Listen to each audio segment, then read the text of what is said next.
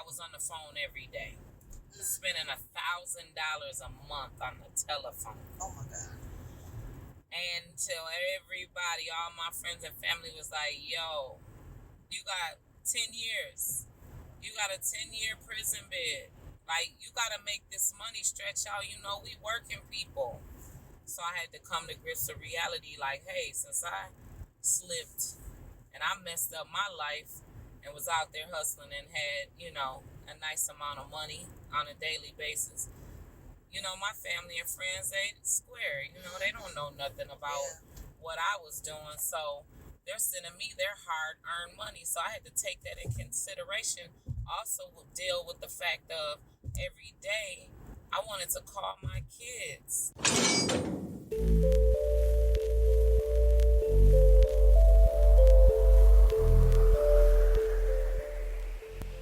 Hello. How are you guys doing out there? This is Sade and Lena with Meet the Shoe. And it's 2020. So we're just going to spit y'all some knowledge and let y'all know what's going on and what's happening in our lives and our little testimonies and stuff. So, Danita.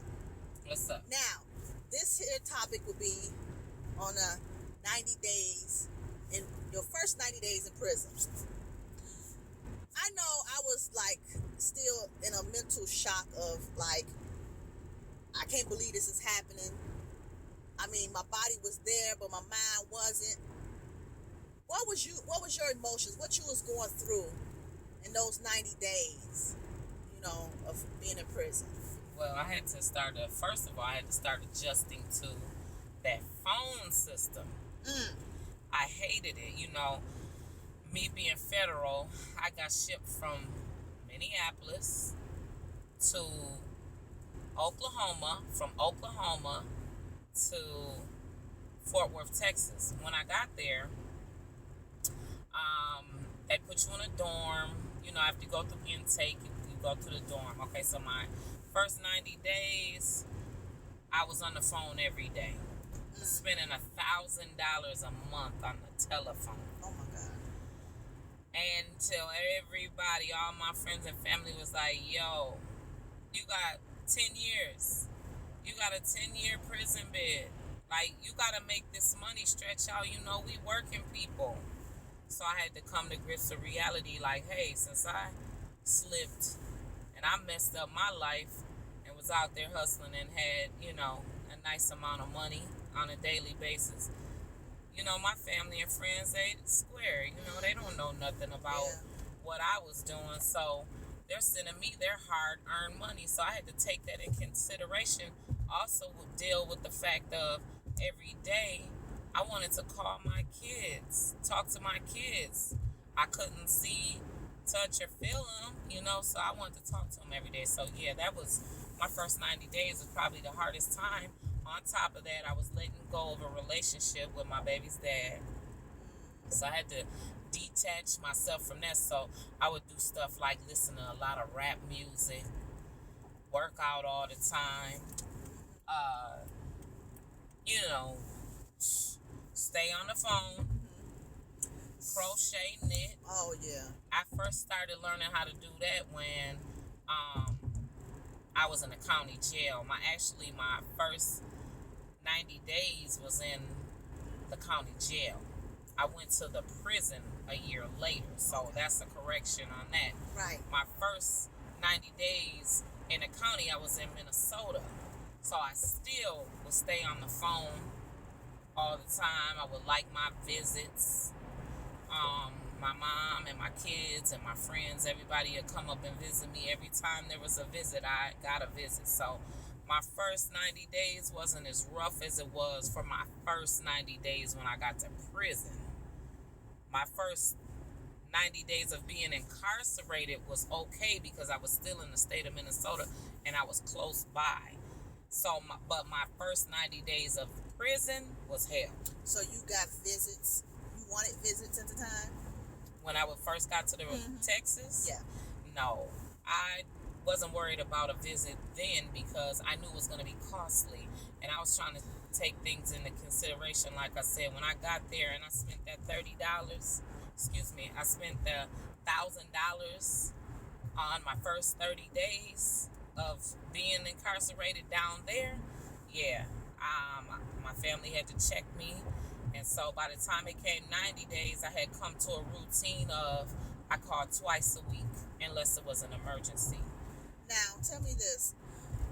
Did you guys have like they segregate you when you first got in so you couldn't be in general population? They immediately threw me in the population, wow. Honey. Oh my they God. Don't give you a handbook. They don't have nobody holding your hand, nothing. You just out there lost.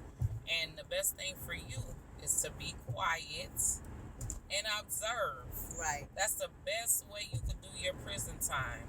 Or do a bid in a county jail, or just do if you have any type of incarceration that you have to do, whether it's work release or whatever, the best thing to do is to speak less, especially about your current situation, your crime that you are in there for, because I've seen people do the dirtiest things to people, and they come in there with maybe a year, 10 years, 5 years, whatever, and I've seen some people not even get out, catch a whole new case. Yeah. So a lot can happen in those first 90 days. So that's your training period. Like they give you 90-day training period on a job. That's exactly what it is when you're incarcerated.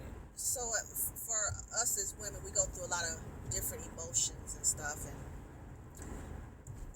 did you feel any regret? Did you feel like you was the victim? I mean, it just be so much. What was your main emotion, feeling that you was having at that time? Oh my goodness, I couldn't adapt to being that far away. The farthest I've been at that time, well, I used to go out of town a lot because I had the money to, and then I was trafficking drugs, so I've been in and out of town. But being out of town and couldn't go back, forced to be in Texas and couldn't come back home and do what I want. I had to really check my attitude because I was having mood swings. It was really, really, and you can't have mood swings around a bunch of other women that has the same situation, and it could be worse. And they'll be looking at you. What you looking at me like that for? What you got an attitude for? You only got such and such. Like a person's time. A person's time is always a factor. Always thrown up. It's either praise or disgrace. Mm-hmm. Like I've seen a girl come in with 6 months one time. She's just crying. Everybody got up from the table and moved away from her. Wow. And she looked up and cried even more when she looked up and there was nobody around, because everybody was looking at her like, you're sitting here crying. You got lifers. Right. You got people with 10 years like me. You got people with 5 years. You got people with 2 years. But everybody's looking at her like, you dummy. You got 6 months. You should be happy. But hey, one day, one day can do damage. Yes, one day. One day can do damage to a person. So, yeah. That was the hardest, was not being able to deal with family, not being able to see everybody, and then, like I said, releasing from a relationship. That was a mental thing that I had to be, let go, because I was young, I was wild, I was out there. Right. Always had my own money, did what I wanted to do, and to come in and have some structure, and especially the structure that you don't want, yeah, that first 90 days broke me down. I would go in my room and just cry. Yeah. And then I don't want nobody to see me crying. Mm-hmm. So that's another thing too. Building myself up to be tough and strong. Yeah, that was a real big, because you don't have nobody teaching you and telling you. You just have to learn it. Right. You just have to observe it. So, yeah.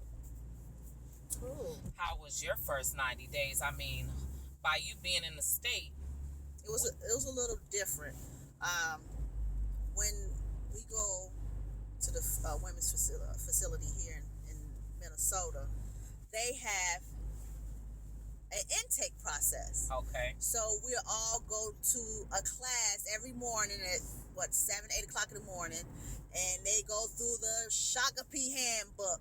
Wow. You can't do this, you gotta do that. You can't touch this person, you can't do this. You can't even hug anybody. If you're crying, they can't even touch you.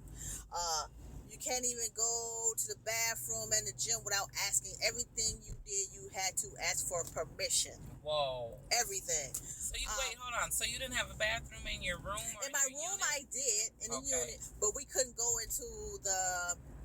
The wings had a bathroom as well, so you couldn't go in there without letting them know that you was going in there. You know what I'm saying? But